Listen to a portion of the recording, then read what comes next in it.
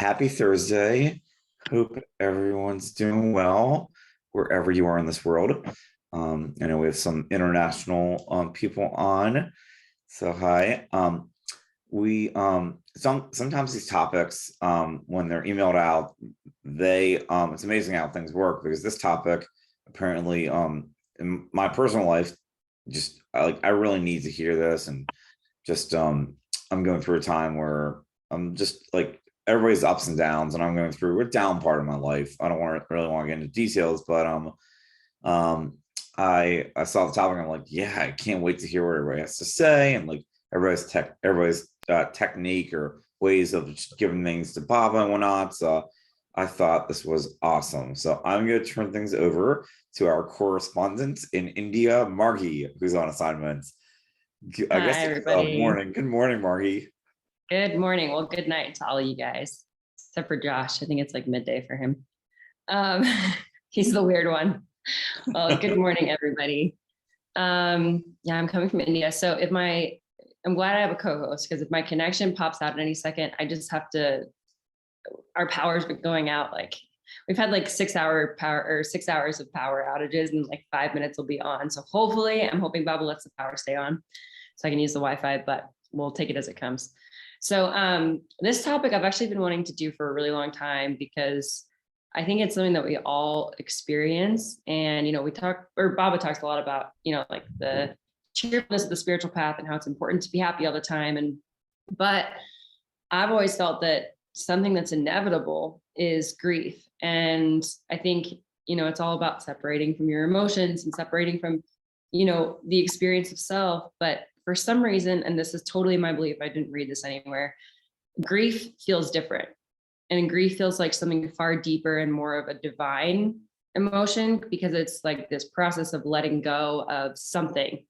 And so I am grieving so much, especially in Maribot. I just find myself in like this crippling state of grief. And I was like, well, there's got to be other people that feel that way. So I would like to get somebody to read the email I sent out. Does anybody want to? No one in particular. I just need to call on somebody. Can I call on Josh? Yeah, I might just have to. I'm on my phone. Like, let me. Oh, okay. Can you guys still hear me? Yes, we can hear you. Hey, Okay. Peter, can you make me the host so I can share my screen? Yes, absolutely. Give me one moment. I'll make you host. Thank you. You're welcome. All right. Try it now, Margie. Yes, it should work now. Okay. Yes.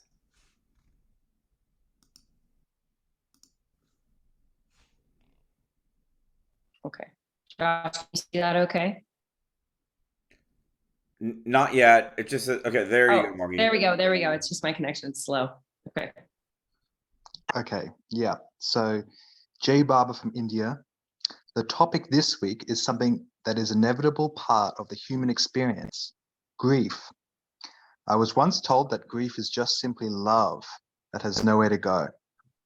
Somehow, this statement pierced through my heart so poignantly that it actually gave my heart permission to feel all that it had been carrying.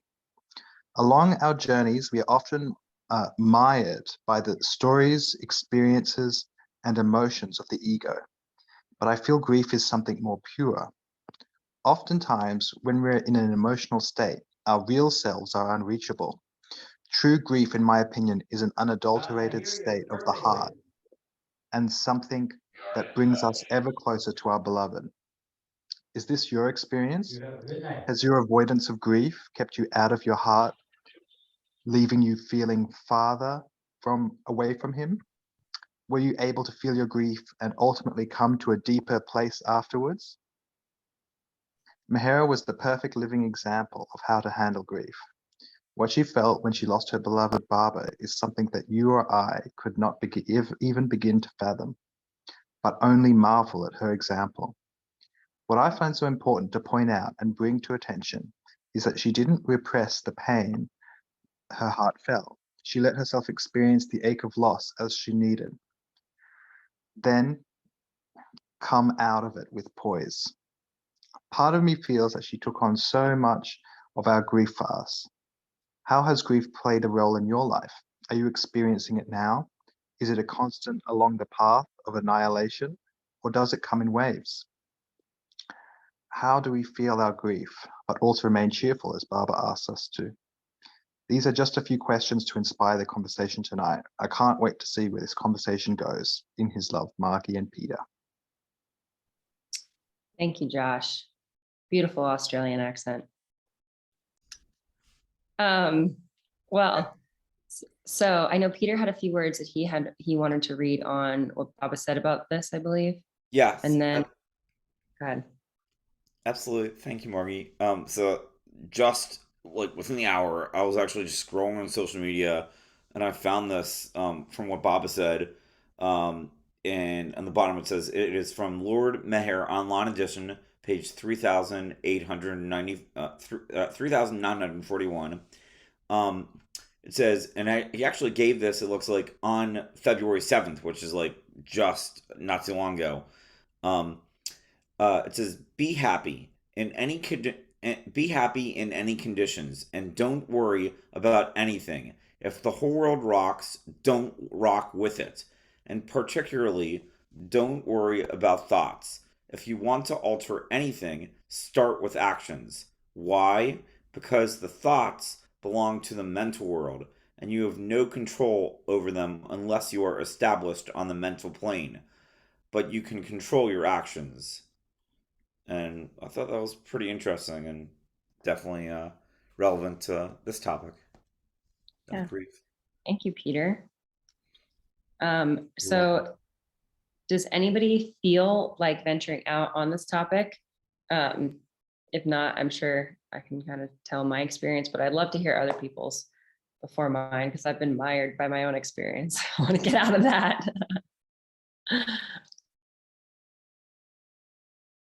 All right, Tony. Oh, sorry, Peter, I took your job. Hi, Jay Baba. I'm not going to make notes. I'm really scared about doing this, but I'm just going to do it. Grief has been a big part of my life in various different ways. My Baba story was kind of couched in the background of grief. But basically, my father died when I was 9. He had cancer for 2 years, died when I was 9. And my mother's grieving was so expressively over the top. And I was raised to be a strong young man. And so I didn't even cry when my father died. And in fact, I didn't really cry for decades afterwards. I'm going to just jump way ahead. That was 1961. I'll jump to 1994, a relationship. I had put my love life in Baba's hands, and he gave me a first preliminary relationship to clear my insides out. And when I wanted to pull out, he said, love her more. And I thought, this is not going to go, love her more. So there was a lot of love pouring into this. And yet there were tensions. And one particular night we were together, and she took her hand and put it just here on my neck.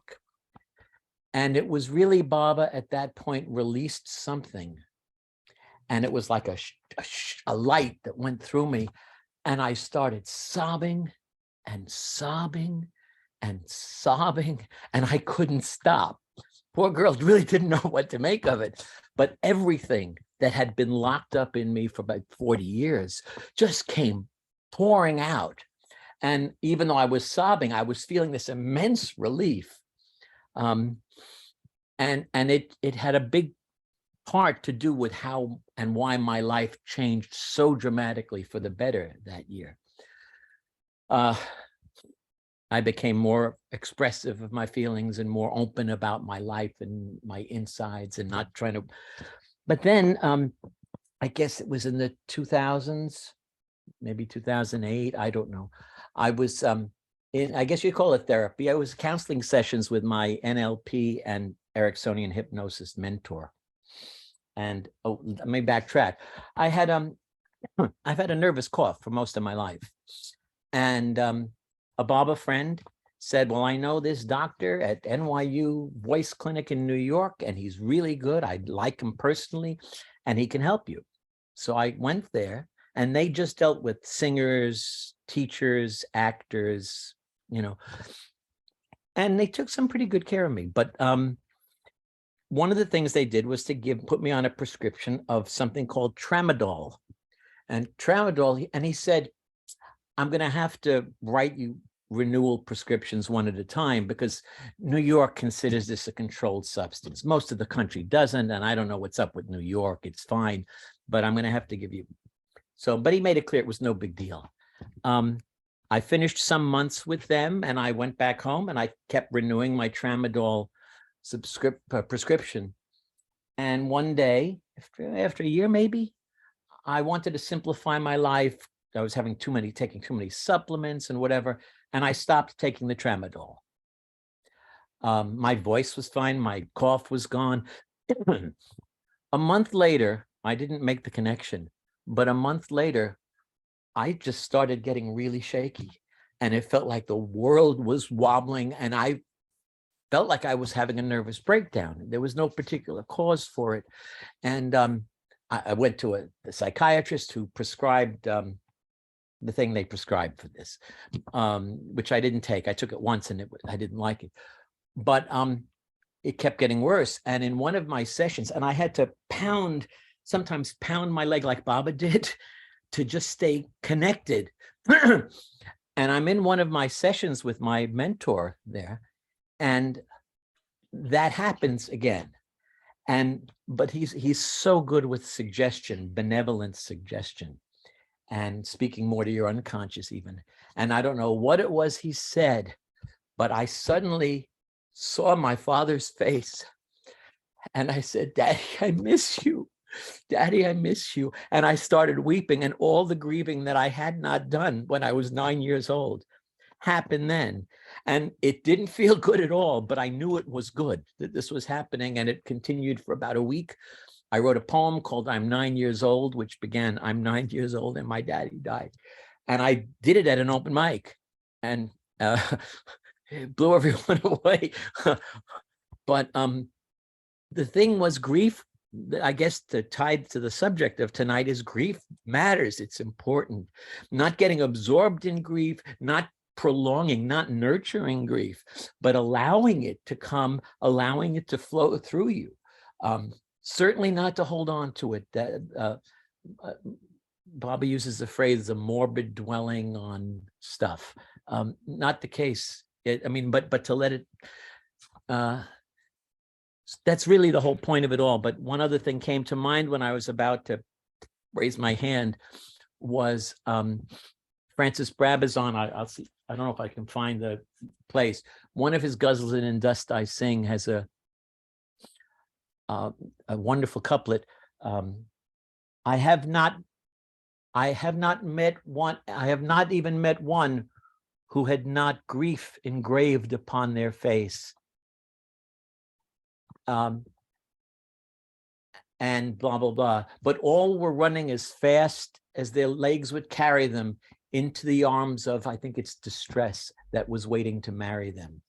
I'll try and find the exact quote. But there's a lot of grief in the world. A lot of it's unexpressed.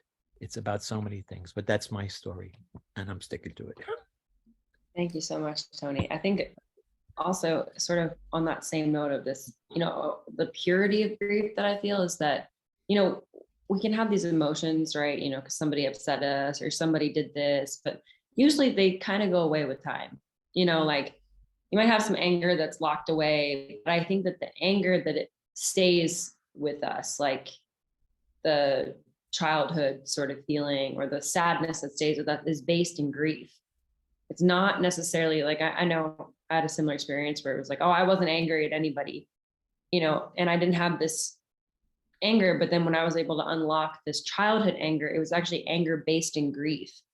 And there's something about that needing to be felt that actually brings us closer to him, and because you had that grief from your dad, that it was something that was stopping you. A lot of times feeling anger, feeling sadness, or feeling all these, sort of heavier emotions will take us farther away from him when we lose ourselves to it. But a lot of times, ones that are based in grief bring us closer to him, because it's like we get rid of all this stuff we've been holding on to and carrying and not allowing ourselves to feel. But yeah, thanks, Tony. Thank you, Tony. Michelle and Marvin, I noticed you had your hands up earlier and then you lowered it. Would you like to share anything?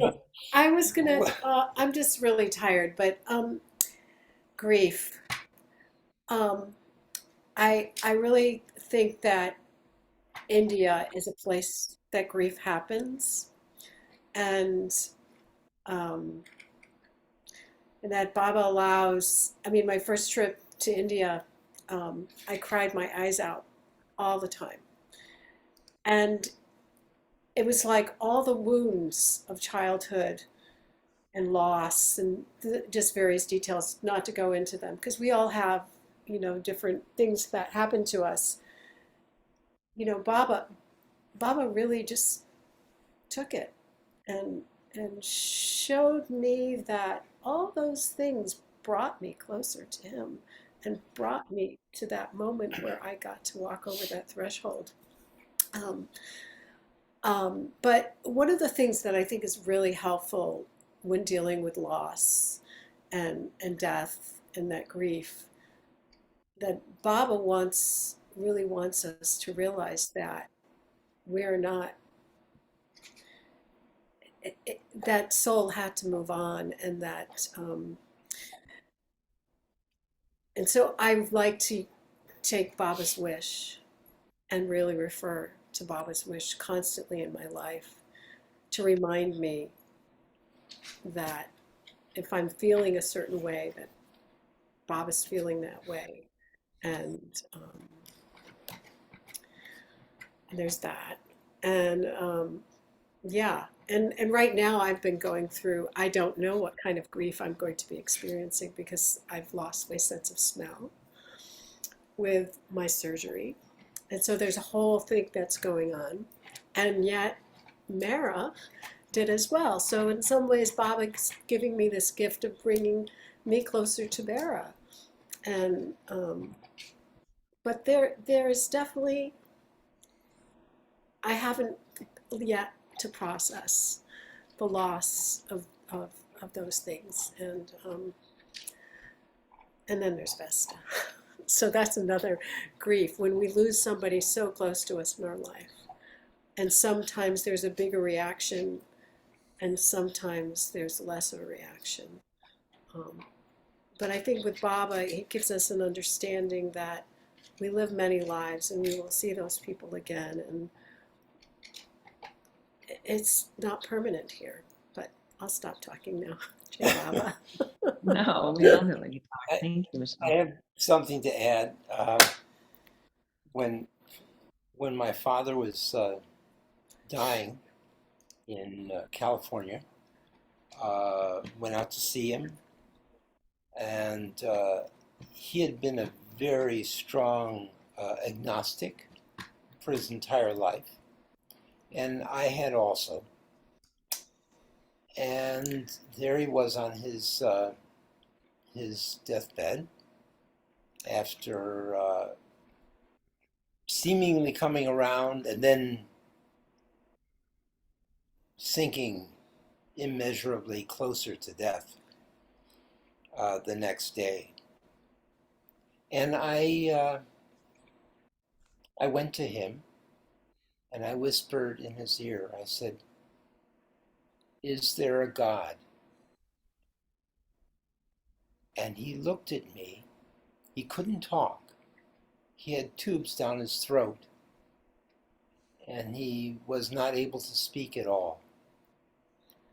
But he looked at me and he smiled. And for some reason, that smile brought a thought into my brain that yes, there was a God, and he was silent. And at that point, I started to search. And lo and behold, right after Mara's passing, I found Mayor Baba just a few months later. So it was very interesting, the the way Baba arranges things so that they make sense to us, and that grief had much more meaning to me than just simply a passing away, because it was a whole new envelope that had opened. Jai Baba. Jay Baba. Thank you, Marvin and Michelle. All right, up next we have Josh. Hey, Josh. Yeah. I'm just trying to lower my hand. Anyway, I'll figure out that later. Um, yeah, I think grief's a really interesting one. Yeah, like obviously some of other people here, I've had it at different stages in my life. You know, it feels like at different times I've had a little bit more sort of almost new life experience, not literally, but it just a little bit of the extra added difficulties. Um, but yeah, I think it's I think it's a really important topic to talk about, and I'd be really interested in hearing specifically how other people have developed tools and techniques in their grief. I'd say that with me, I tend to sort of do a lot of journaling or letter writing to Baba, and and I really like to express it. I think I know that some people interpret that they that Baba wants them to sort of like be happy all the time. That's not my interpretation. I think it's more an expression of how you honestly feel, and then but not trying to um, uh, wallow unnecessarily in any grief that I might experience. Yeah, yeah, no. So it's very interesting one. Um, yeah, so yeah, basically just interested in hearing other people's grief techniques. Yeah, I have writing. I also love expressing in art. Doing abstract art was actually um, one of the ways that I sort of connected to Baba even before I was consciously doing it. It was a time of great grief. I was in high school, and I was really distressed, lots of distress, and I just wanted to draw waves of an infinite ocean of calm. You know, I just keep on drawing lines and lines and lines of this infinite ocean of calm. And and maybe about a year later, I became a Baba lover. But it was so interesting to see how that, looking back retrospectively, I was connecting with Baba on an abstract level of him just being this infinite ocean of calm, and that's how I was processing my grief with it at that time. But yeah, no, fascinating topic. So, Yeah. Josh, can I ask you, so because I think most people tend towards trying to fall away from grief rather than fall into it. And Mm. so in your experience as someone who sort of dives into it, what's your cue that you've kind of gone too far and that, you're starting to attach too much to it? Like, what does that mean? Like, as in, like, just like thinking about my grief all the time instead of going out and washing the Yeah, because dishes? grief is like an all-consuming emotion, and so there has to be this, I feel like there's this self-acceptance that has to happen where that you're going to go through this through a certain amount of time, but there's an ending. And then we also have to sort of like follow our heart and Baba's discernment of like, okay, I've gone over the edge now. Yeah. Yeah. For me, I'd say it's the intuition. Again, it's just um sort of trying to get out of the head and into the heart, and what my heart is telling me to do, and yeah, try and follow that heart compass of um, you know, I don't know. Yeah, I'd say it's just the intuition is my way of doing it, which is helped by writing, I think. But yeah. Thanks, Josh. All right, thanks, Josh. Up next, we have Sam. Good evening, Sam. Hey everyone. So, what I would like to say is when I think about grief, I think people, particularly on the spiritual path, have this implicit assumption that it's somehow wrong to feel emotions fully. I've seen this happen with people from various spiritual traditions. And one thing that I've noticed is that the most impressive part of any true spiritual teacher, Meher Baba and other realized masters, is not the fact that they had the power to control illusion or were able to operate on higher levels of consciousness, but were able to do so within the boundaries and constraints of being human, with all that entailed. And even if you look at Sai Baba of Shirdi or Meher Baba or any number of realized masters, they went through pains, suffering, at least on the physical level of form. Of course, they did not identify with it, but they put themselves through that struggle, through that crucifixion. So the first thing I think that gives me some solace is to realize that when you're born in form, when you're veiled, there's always some degree of suffering that is present in the experience, and it's important not to run away from it or to be holier than thou and say, hey, I'm above it, because pain is real and I don't think it should be mocked. That being said, if you don't run away from the pain and you sit with it and you observe it in a very alert, present fashion, you find that the pain and the suffering becomes a portal to the deeper dimension within you, the deeper dimension of pure being, which is Christ consciousness or Meher Baba consciousness. And the beauty is that suffering in many ways opens that portal far more readily than pleasure or positive emotions does.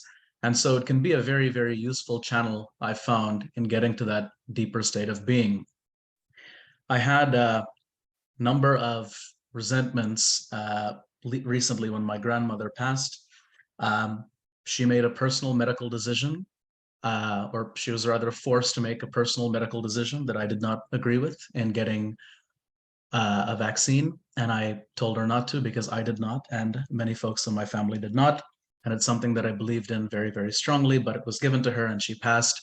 And so I was filled with a large amount of resentment and irritation. And the interesting thing is, once I allowed the emotion to pass through fully, I almost heard her. It wasn't like a physical impression, but I was able to sense her presence from the other side, whatever plane or realm she was in, saying, I am okay, I am free, and I am more joyous than ever before. And it was very similar to the NDEs, the near-death experiences you see of so many people who've shed the mortal body and have gone to higher planes. So although on the level of form it can be painful, I think it's deeply assuring to know at the most fundamental level, all is always well, and who we are cannot be destroyed. The essence does not go anywhere.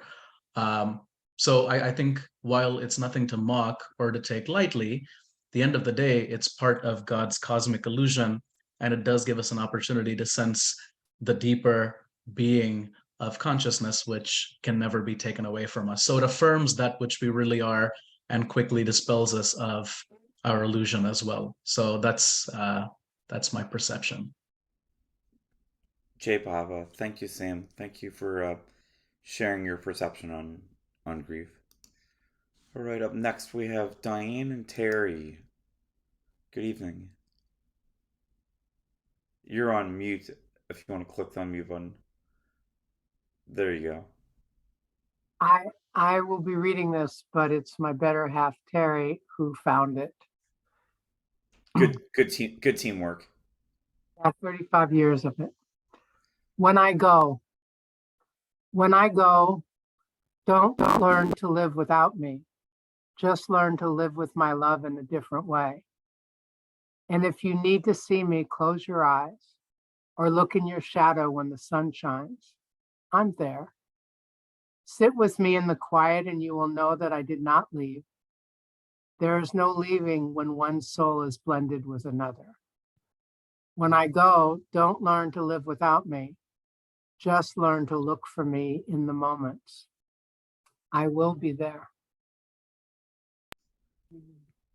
And that, along with the quote that Margi gave about grief is what happens when love has no place to go, has given me great comfort when I think about the people who have gone before us and we've lost the three closest people in our lives, 2008, 9, and 10. And we found ourselves living in deep grief for a while. And it was really difficult to be in that when we had a child to raise. And our child had deep relationships with all these three people as well. So we really had to kind of get out of ourselves and model the way about putting one foot in front of another. So since I've come to Baba and leaning on Baba more has given me the ability to handle grief a lot better. Jai Baba. Jay Baba. Thank you, Diane. I think also I want to touch on what you just said about, the grief doesn't go away, but I think before you have Baba, or if you don't have Baba, I don't know, I've always had Baba, but I'll say before I've trusted Baba to the place where I am now, going into that grief is so scary, so overwhelming, and so painful. But when you have that trust in Baba, you can let yourself fall into it, and you know that he's guiding you through it. And so kind of, what I asked Josh earlier, it's like, if you throw yourself into grief when Baba's making it so apparent that this is yourself in that emotion, and then be done with it. And then it no longer sits on you like, it no longer sits as you as this like heavy weight on your heart. But yeah, that's just a side note, I guess. I love that. I also wanted to add, I love that poem that you read, Diane. I could almost picture Baba saying that to everybody, or like that coming from Baba. That was awesome. Where was that from? Where is that from, Diane? If you want, there you go. Facebook. I don't have I don't think we have an author. I think, wait a minute. It says here, On the side of it, it says Donna Ashworth loss, but I don't know. That's. Hi, Jeff. Hey. Hi. Well, thanks for sharing, Diane. All right, up next we have Tina. Good evening, Tina. Hi. Well, I had this fight with my son, and he hasn't spoken to me in over a year. And so I've done a lot of things to try to help the situation. Nothing's really worked, but I got into this Zoom meeting called Two-Way Prayer, and you write down messages from God. And so that has been very comforting to me, because Baba has told me he's going to heal it. And he didn't tell me when, but he says just to relax, trust him, and it's very comforting. It really is.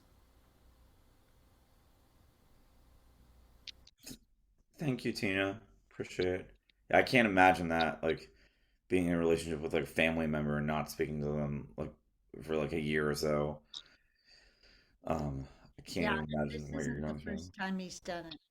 Wow, especially with the grandbaby and everything. And thank you for sharing. Yeah. Jeff, we see you're on.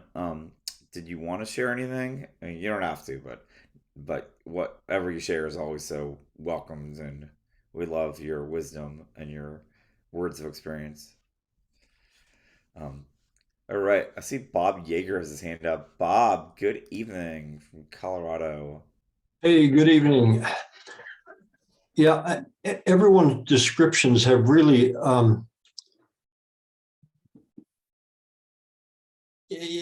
the way I have experienced grief is that it isn't just a passing emotion.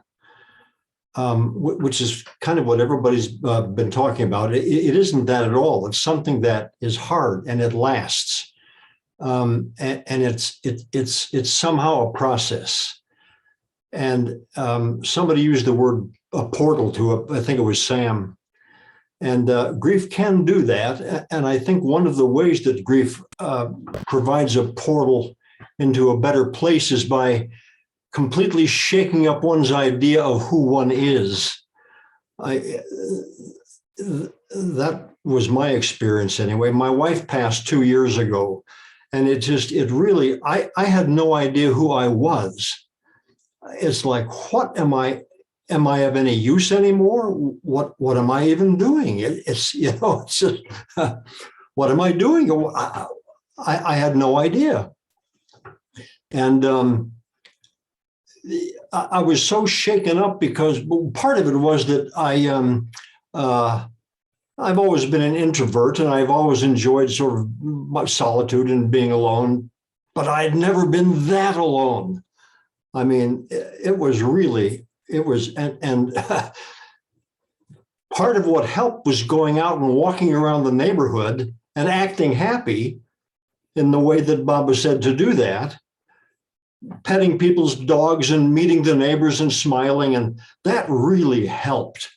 It really helped to provide just a bit of comfort, because I knew that as soon as I walked back into the empty house again, the grief was still going to be there. And at times it still is, but it's, it changes day by day. It changes day by, it's such a process. It isn't something like just a passing thing that, it takes a while. So. I agree. And I was also going to say, there are bouts when it comes to grief where you think you've processed it to some extent, only to have some shade of it reemerge at a future time. And I think it's okay to accept that. And I've noticed that if you feel like you've completely processed an event, oftentimes that's when the universe will send you a sign that you quite haven't. Not yet. Yeah. Yes. Yeah. I think there are two things that I want to just kind of touch on. Is number one, I guess Mara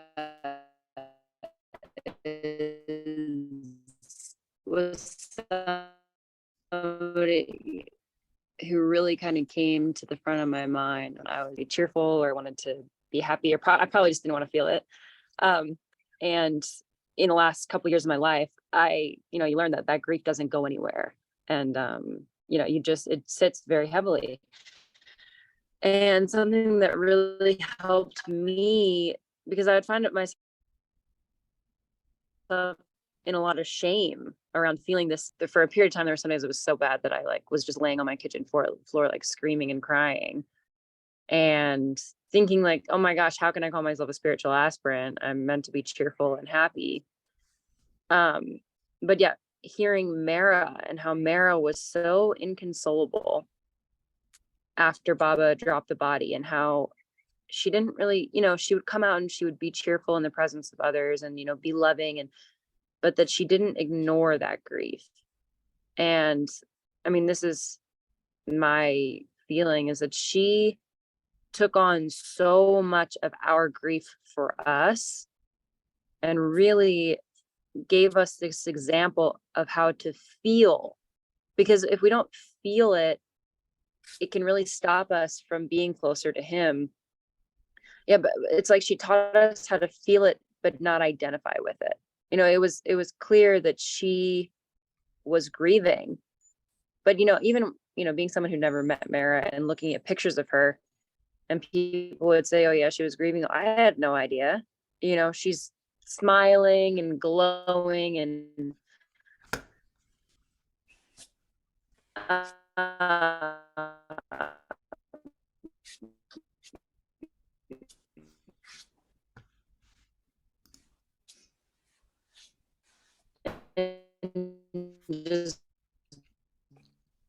and beautiful. And so to kind of fast forward, I'm here now in Maribad, experiencing so much grief. I mean, I got here and I just wept and wept and wept because I was just saying to Baba, like, it was really hard. And I think we can all, kind of attest to that whatever days. And it made me stop. I was laying there with a fever, couldn't really do it. And I realized that grief is this thing that Baba has almost like set time aside for us to do in his plan. And when we fight against that, we deny ourselves that closeness with him. Because what I've kind of been watching myself go through this grief where I'm like just inconsolable. But then as soon as it's time to get a meal or, go to and so what I've been trying to do this trip is doing, and usually Baba gives me that feeling to relieve myself when no one's around, or in a moment where I can get away and experience it and then come back out with that poise and that cheerfulness as if it never happened. Acknowledge that that's the journey of your own soul, but then also that it's not, if you're in grief, it doesn't mean that every second of that day you're in that inconsolable painful state. Like Bob said, you can go out and look at the flowers and go for a walk and you'll be okay, and to accept that Baba's going to give you the layers of it as you need. But that's just my 2 cents. I don't know if that inspires any thought in anyone else. I'm sorry, I'm just reading through the chat because I know you guys just said a bunch of stuff.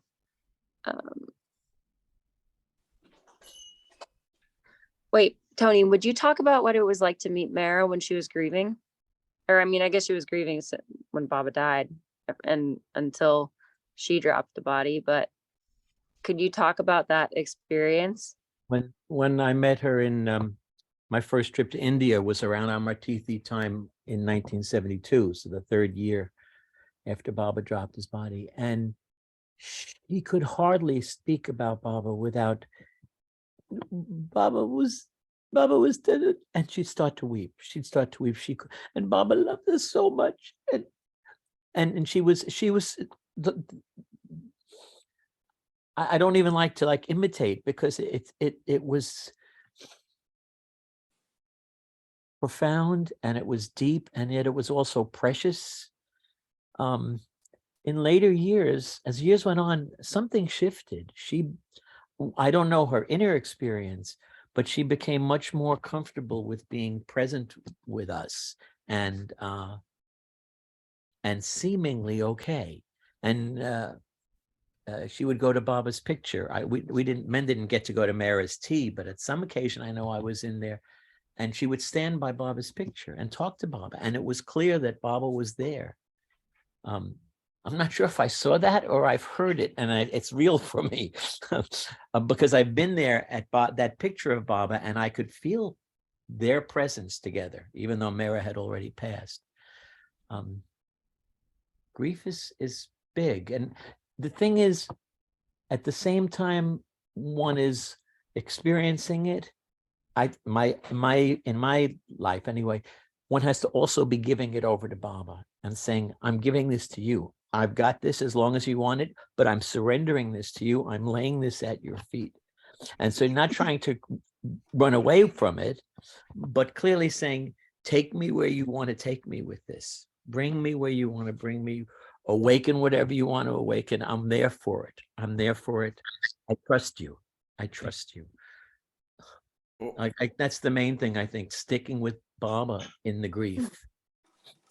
Well, I wanted to add something also, like, in a way, like, there's also sort of like collective grief. Like, when 9/11 happened, I felt some grief for a while. Or even like when I was a lot younger, when the shooting at Columbine happened, like, I was grieving even though I didn't have any connections there. Or even like COVID, especially like 2020, that was really hard on me personally. Like, I felt grief on that. Just like collectively, I guess, with many other people, but that was definitely, it was a couple of times were sort of challenging, trying to give things to Baba. Joshua, do you want to say something? Yeah. What this reminds me of is in the tomb. There's the paintings in the tomb, and there's that one thing I think it's on your right as you walk in, but it's sort of Baba kneeling and hugging this figure that's wrapped up in sort of brown cloth that you can't even see who it is, but just from their body language you can tell that this figure is, either in immense pain or what I interpret as grief.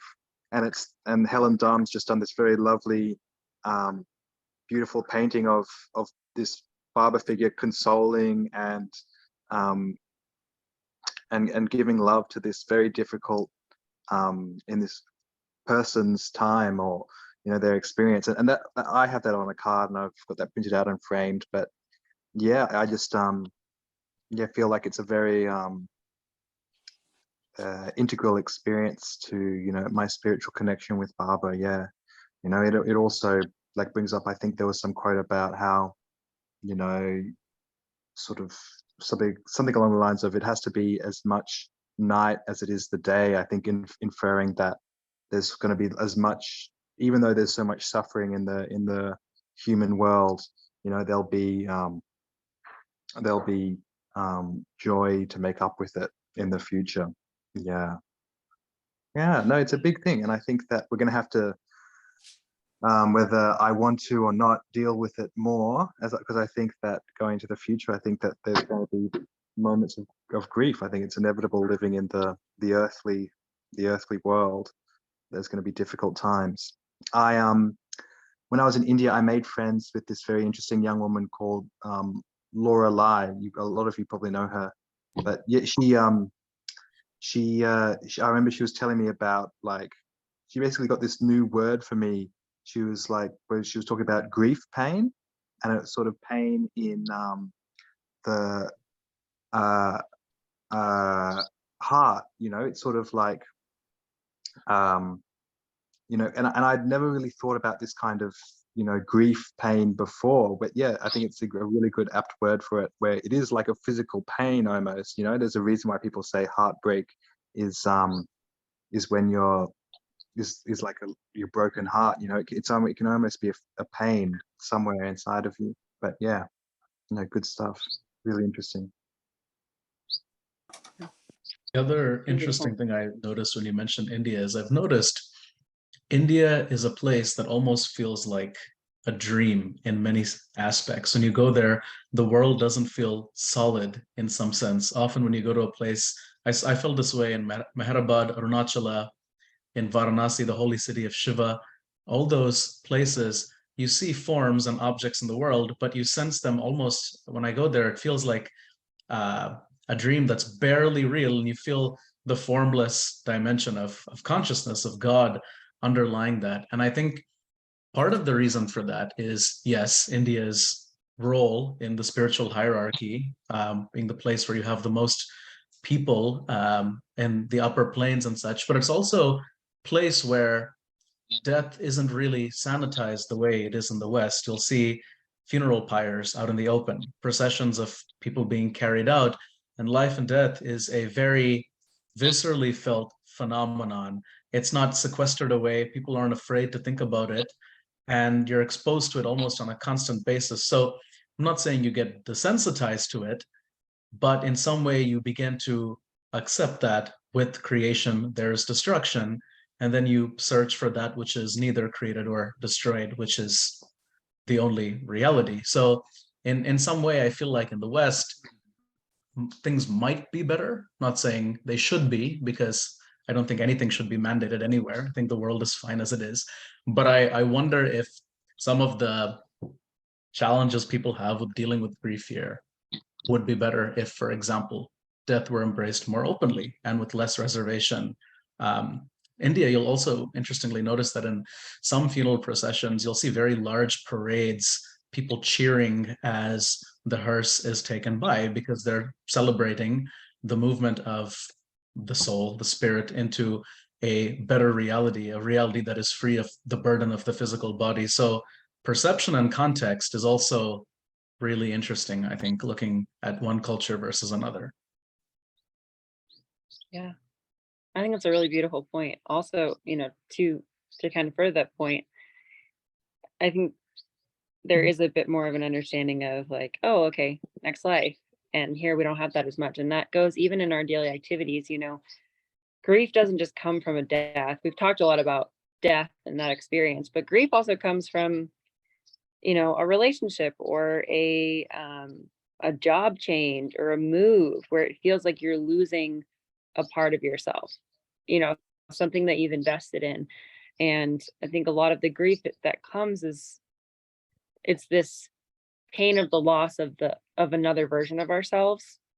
And that's sort of why I put in that question is grief an inevitable part of the spiritual path, or is it something that we sort of get used to and move on? And I mean, I don't have an answer, but I think that it's something that goes along with annihilation, because every time there's another version of ourselves that's annihilated, there's a grief. And I mean, I don't know, this is my experience, but I've found that, if Bob is kind of bringing me into a new phase of my life or a new situation, if I don't feel the grief of the past one, that past version of myself still lingers in the current version Bob has made. And so this is just my experience. I've kind of learned when Bob has brought me from one thing to another to take a second in between, grieve, so I can leave everything in the past, not bring it into, whatever Bob has got planned for me, because then eventually you start tripping over your shoelaces at some point. You're like, oh, I didn't grieve this. I didn't grieve this. I didn't grieve this. And then all of a sudden you're like 5 versions ahead of yourself, but you're still thinking about the first version of yourself because you never let yourself go through that full process of letting it go. Yeah, I Just know my- Diane and Terry need to go, but just to follow up on that, Margie, so to get some context from your email, is grief something that you just experience kind of devoid of context in India, or was it caused by some event? Or if you don't want to share, that's fine, but I don't think I had the full context on why it emerged. There are a lot of things. I think mostly a lot of it was grieving my childhood, and then I also just got out of a long-term relationship, which is grieving. And it's more, it wasn't a particular event. It's just this overarching feeling that I don't know. It's not just sadness. It's deeper than sadness. It's something that just feels like I'm deep. My heart is deeply, deeply aching. And I think the only word that I could think to put to that was grief, because it definitely, like, I've been sad before. It wasn't sadness. And every time I would, have sort of like a session where I'd cried out to Baba, I felt lighter. And that is sort of how I identified it as grief, because grief can't be ignored from my experience. You can't just pat it down, because grief is the kind of thing that comes out when you're talking to somebody, and if you haven't felt it, all of a sudden you'll start talking to somebody and tears will start pouring down your face. And I think that's sort of what I meant by grief. It's this heartbreak. Heartbreak is really, I think, a better way to maybe say it. But looks like we got Diane and Terry next.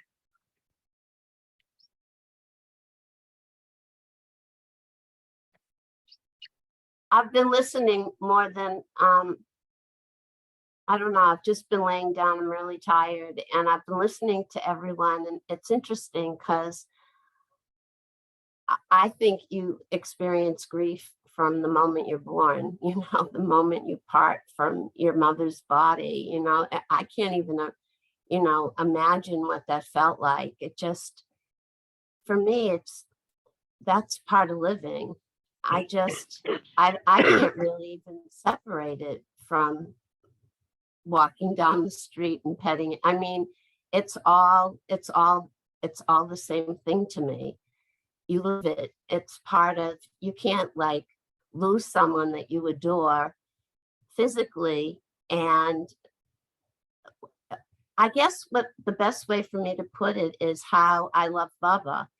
I love something that I can't see or touch and never had. And yet I love him so fully. And that's what I do with everything in my life. Because if you don't take it in with loving kindness and allow yourself to feel it and have it and be okay with it. You know, it's really okay. It's not, I don't know, to me, I go through grieving moments on a daily basis. I'll remember something, something will come up for me. It's just part of life. There certainly are times when you have a big loss and you feel it more intensely, but it never really goes away. You know, I used to tell this story when I lost my sister, when my sister dropped her body, and I wasn't with Bubba then. And I would write, and I was going through something difficult. And I wrote in my writing to her on the computer that I wish you were here to tell me that it's going to be all right, that da da da da da was going to happen. And I realized that she was with me, telling me that everything was going to be all right and da da da da da was going to happen. And then I just started writing her. When I started being with Barbara, I wrote to Barbara and Linda. And I would just give them everything. But it didn't, I still had the grief and the feelings. I just felt maybe just freer from the pain of it. That's what I think it was, freer from the pain. You still have the grief, but it's like not cutting your heart in half. It feels like you can really breathe and just be with whoever or whatever situation you're in and be okay with it. It's part of your life. That's my 2 cents. Wait, I know that there's a story about Baba saying that when your heart is broken, that gives him the space to come in and fill it, your heart. And when you were just saying that you were no longer having that pain, I was thinking, because Baba was in there giving you a soft landing. Say Baba. Hey, Baba. Does anyone know if grief can actually, actually, pass along from like one lifetime to another? Did Bob ever talk about that? I don't know. Just wondering. Yeah, I'm sure. I mean, I don't know if Baba directly talked about that, but I don't see why not. We have all these other things that can be passed down from lifetime to lifetime. And yeah, the other night when I was here, I called Jeff because I was sort of in this desperation. I'm just like, what is wrong with me? And that's exactly what Jeff said. He said, we often have to feel all these things that are from other lifetimes because now we're with him and he's sort of cleaning out all the muck. He's taking it all out of us. And Devonna told the story. I mean, I'm sure it was one of Eric's stories, but she was saying that Baba, he's just boiling and boiling and boiling. And as you're boiling the sugarcane juice, everything comes to the surface. And then he comes and he scoops it off. And then he lets us be for a little bit. And then he turns it up and he boils it and he scoops it off the top. It's just another layer being scooped off the top so that we can be this pure, sweet sugarcane juice. But something that really stuck out to me when she told that story of and how Baba told the story is he didn't say, oh, you're like this sugarcane juice or you have these impurities and I'm turning you into sugarcane juice. The way she related was like, I don't know, it was so beautiful because it was like, you are that sweet, beautiful, pure sugarcane juice. And something about the way she said it, it was, relaying it, I guess, from Erich, as Baba would have said it, that it gave me this confidence because it was like, there's no doubt in Baba's mind that we are that pure, sweet sugarcane juice. And sometimes we kind of get mired by our own experience of, oh, I'm all this gunk on the top. But meanwhile, Baba just knows that we are that. There's no question to him. He just is like taking us through this process and watching us and holding us and doing all this when the result is totally inevitable. It's pure and sweet and just love. I do feel in many cases, our own sense of guilt is what causes a lot of these negative effects in our lives, but the guilt is warranted because subconsciously we are aware of how we've harmed ourselves or others in the past. So I think that does spill over from life to life. So it's not like karma is some judge sitting out there in the open. It's our own subconscious connected to the divine in a spiritual sense that realizes that we have to go through any kind of wrong that we've meted out to others. So I think that guilt somehow carries over as seeds, and then that kind of generates world circumstances that cause us to suffer. But I think another important thing to consider is I often do notice that spiritual aspirants tend to be really hard on themselves. And I was watching Brother, Sun, Sister Moon again. It's one of my favorite movies on Saint Francis of Assisi, who Meher Baba said was a perfect master. And when Saint Francis goes to the Pope is transformed internally by Francis's presence, doesn't really know what's going on, but he says something to the effect of, in our obsession with original sin, we have forgotten original innocence. So I think it's also important to realize that deep down, no matter what you go through, trials, tribulations, etc., you are always and will always be a perfect spark of God, infinite intelligence, infinite love, infinite bliss. And whatever you go through is a way of just making that more clear than ever via contrast. And I think that's the entire point of creation, to go through what you are not, to more consciously affirm that which you already are, but need to perhaps recognize a bit more emphatically. Yeah, beautiful. Thank you. Well, so we're kind of getting to that time. Does anybody have anything else that sort of comes to mind about, even if it's just cheerfulness or grief or just something that dream they had that we can kind of close up with? Oh, we got Tony.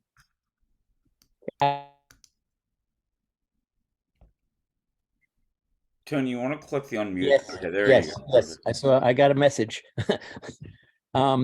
This is not exactly about grief in the way we've mostly been talking about it tonight, but I did find that guzzle by Francis that among the many that Baba liked very much. It's guzzle 111 from In Dust I Sing. I have not yet met one who had not grief engraved on his face, and everyone I've met longed for the divine beloved's embrace. Yet all were running as fast as their legs could carry them into the arms of distress that was waiting to marry them. What a strange stage is this world on which is played contradictions, and the players, both noble and base, are nothing but fictions.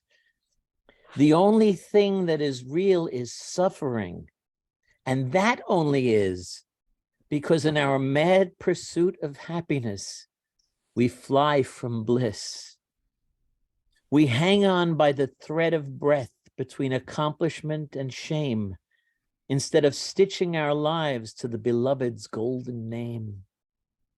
The play goes on, scene after scene, without anyone quite knowing why roses of lips stop singing and sunflower eyes keep on growing. When at last, traveling hard, we reach perfect separation, in that place, at that instant, is love's final consummation. Jai Baba. Wow. Baba Well, sure I think we should close it up. What? Baba sure knew how to pick his court poet. Yeah, Baba knew how to pick them, didn't he? Well, I think on that note, unless Peter has anything else he wants to add. Are you good, Peter? I do. I have one thing I want to add. One of my favorite books is You and I, compiled by Rick Chapman, and I just opened to this, and this is awesome. To me, it means a lot. It's on page 189 if anyone has this book. I am like the ocean you see before you, always ready to receive anything, good or bad, all your thoughts, feelings, all and everything. Lay them at my feet and be free.